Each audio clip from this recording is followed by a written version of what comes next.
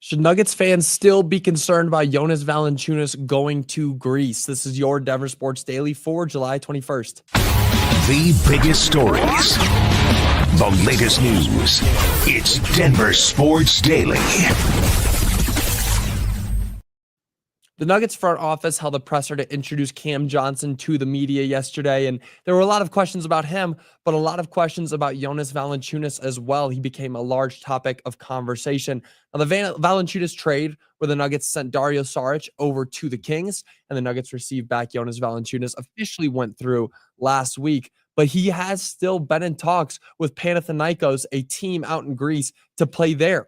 Now, Valanciunas has been hard to pinpoint when it comes to a decision. He hasn't really been clear at all on where he will play next season.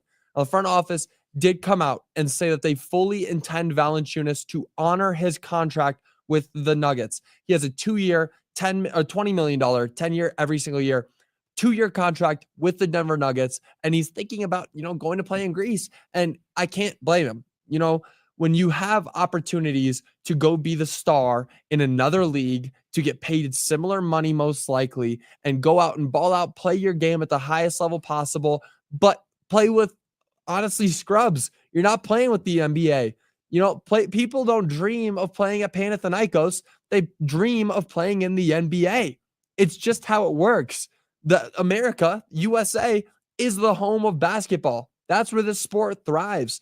So seeing somebody leave money on the table in the NBA to go play overseas isn't anything you ever really see in this league, especially a 2-year, $20 million contract. Guaranteed. That's what it is. And he's considering leaving. It's strange. I'm still shocked by it. Most people are shocked by it. But the front office is very calm. They're not. They are very, very calm. They are feeling real confident that he is going to stay here in Denver. He's not going to make any moves. Now, Ben Tenzer, was open about how he feels yesterday, saying, quote, "We've had great conversations with him, and there's been nothing but healthy conversations in terms of him honoring his contract and him excited to be a Nugget." That was great. What you're hearing from the front office is that there is really no deal. There is nothing going on. Jonas intends to be a Nugget. He is going to be a Nugget next season. So moving all this to the side, he is going to be here. Now, the following question that Tenzer was asked, though, was really where Nuggets fans could finally breathe a sigh of relief. Tenzer was asked if anybody should have any concerns of Jonas not suiting up for the Nuggets next season. And Tenzer replied simply, quote, "No concerns. Don't be concerned. He will be here. No concerns." Good. Jonas is as important as it gets. He needs to come to this team. It is with the utmost importance that Valanciunas suits up for this next season in a Nuggets uniform. He needs to be playing with this team, not only for him, not only for the front office and the fans, but for Nikola Jokic. Just think about Nikola Jokic here for a second. When was the last time he had a true backup big? And in his prime, at the best level that he's been at, there hasn't been a backup big for Nikola Jokic. There hasn't been someone that can really be a second option when Nikola Jokic steps off the floor.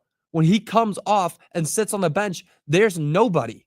There's never been, really, for a long time, especially in his prime. When he's winning these MVPs, he's by himself. There's nobody coming off. We got Deron Holmes last year, the rookie. Is he going to be a true backup center, or is he more of a power forward, more of a backup to Aaron Gordon? Nikola Jokic, there have been games where he's played all 48 minutes because nobody is trusting the backups. Nobody's trusting DeAndre Jordan, and I love DeAndre Jordan. He is a great coach, but as a player, does he have that same kind of athleticism and drive that made him one of the best players in the league 10 years ago? No, he doesn't. So getting somebody like Jonas Valanciunas on this team is as important as it gets, and it's great that the front office is very adamant that he will be here this season.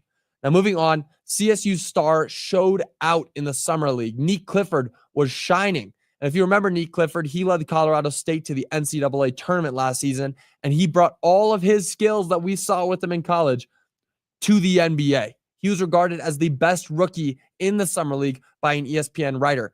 Kevin Pelton handed out Summer League superlatives, and Clifford came out on top as the best rookie in Summer League, beating out Cooper Flagg.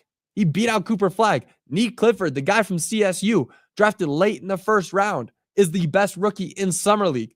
Now, Clifford averaged 18.5 points, 6.5 rebounds, and 6.5 rebounds and 5 assists for the Kings, leading them to the Summer League championship, although they did ultimately end up losing that game to the Charlotte Hornets last night. He still was out there hooping. I mean, this guy was balling. Watching him in Summer League was fun to watch. And sure, hey, Summer League doesn't really matter that much. It matters to these players. Half of these guys don't have a contract in the NBA. They're playing their hearts out. And Clifford was one of those guys who needed to play his heart out to show the Kings, hey, I want to be a starter.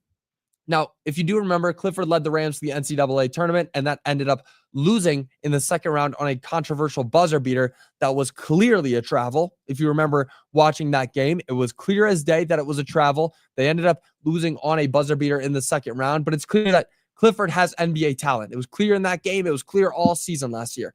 He has NBA talent, and he was showing it. He was shooting the lights out, going 9 for 17 in the regular Summer League games outside of the tournament.